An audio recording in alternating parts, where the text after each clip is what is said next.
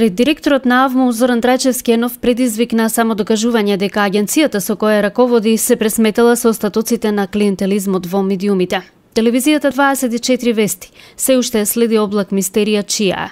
Најчесто се споменуваше Вицето, братот на премиерот Зоран Заев. Се слушаше дека формално има мистериозен собственик од Австрија и на Куштипски зет. Која има ТВ24 вести? Сефер Цановски или Жанжанина Стојанова, сестрата на Роберт, која повремено влегува во телевизијата, или Роберт Димитров, кога ТВ24 вести го следи во секој негов чекор. Енигмата сама се реши кога стигна слободата. Сестрата на Роберт Димитров преку фирмата Роби Инженеринг јавно побара да биде собственик на ТВ24, зашто сега нема зошто да се крие, бидејќи нели сега сме на власт. Речиси во исто време братот на премиерот Вице Заев во интервју за Фактор одрече дека има какви било врски со оваа телевизија. Јас имам пријателски односи со собственикот на ТВ24 и со кој заради моите и неговите работни обврски ретко се гледаме, изјави Заев во интервјуто за Фактор. Енигмата ја реши сестрата Жанжанина. Советот на АВМУ на 35-та седница одржана на 27 октомври годинава го врати барањето за впишување на нов собственик на ТВ24, поднесено од Роби Инженеринг и управителката Жанжанина Стојанова. При тоа Стојанова прави кривично дело, дава лажна изјава пред нотар, со тоа што во документот тврди дека нема роднинска поврзаност. Според законот, секој собственик и управител со барањето за добивање на дозвола за работа потпишува изјава во која со подпис гарантира дека не го прекршува законот за АВМУ во делот на медиумска концентрација и нема судирни интереси. Согласно законот за АВМУ, основачот и управителот даваат изјава пред нотар дека немаат конфликт на интерес, не се поврзани лица и ќе ја почитуваат главата 4 од законот која се однесува на медиумска концентрација. Давањето на лажна изјава и лажен исказ е кривично дело и представува основа за одземање на лиценца. Експертот за медиумска концентрација во АВМУ и на културистички работник по образование Магдалена Довлева-Давидовска ќе бара од матичната служба да се докажува дали Стојанова му е сестра на Роберт Димитров. Според законот, носители на дозвола на електронски медиум не може да бидат поврзани лица и лица во сродство. Во случајов се работи и за поврзани фирми од кабелски оператор и телевизија и роднинска поврзаност на брат и сестра. Збор 2 и за тоа која е Магдалена Довлева-Давидовска. Раководителката на секторот за стратешко планирање и авторски права во АВМУ е со факултетско образование туристички работник. Иако по професија не е правник, Магдалена Довлева-Давидовска е задолжена за правни толкувања во агенцијата, особено кога треба да се протурка нечии бизнис интерес. Довлева-Давидовска има дипломирана на факултетот за туризам и угостителство во Охрид. Подоцна под менторство на Томе Груевски добива магистарска титула на комуниколог. Томе Груевски во тоа време беше член на Советот за радиодифузија. Со вакво образование ги решава сите правни прашања на агенцијата се по рецепт на директорот Трајчевски. Но навистина кој е мистериозниот собственик со кој повремено се среќава Вицето, а кој никогаш не му понудил да стане собственик на телевизијата? Официјално во регистарот на АВМУ собственик на ТВ24 вести е Cable 24 со шифрана дејност предпријатие за учество во телекомуникации и телекомуникацијски услуги со адреса во Линц, Австрија. Основач на Јема Дата, која е мајка фирма на Cable 24, е Јерген Мајкснер и неговата сопруга Весна Мајкснер, родена Штипјанка со адреса во Линц, Австрија и шифрана дејност предпријатие за учество во телекомуникации и телекомуникацијски услуги.